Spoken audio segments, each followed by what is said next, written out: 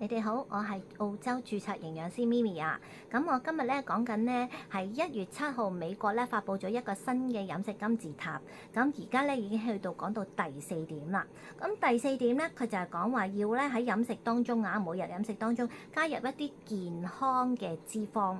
係啦，咁個健康嘅脂肪包括就係乜嘢嘢啦？一啲嘅好似佢講嘅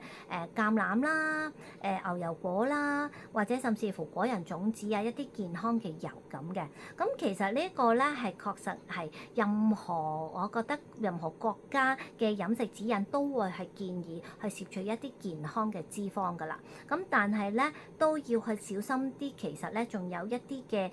重點係可能喺其他嘅脂肪嘅指引上係要注意到，就係譬如你攝取嘅脂肪入面係 Omega 3多啊，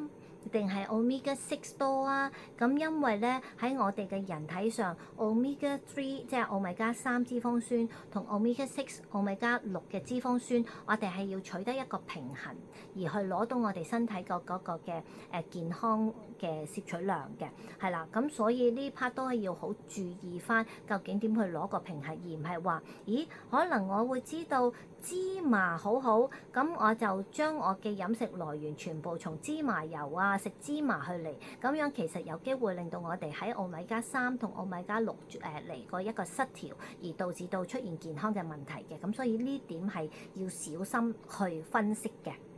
係啦，咁除咗我頭先所講嘅種子啊，一啲嘅果仁啊，或者橄欖啊，或者牛油果啊，或者一啲嘅健康嘅植物油度嘅話，其實我哋仲有健康嘅脂肪可以攝取，就係來自係啲乜嘢嘢嘅咧？就係奧米加3豐富嘅魚類啦，好似啲三文魚啊，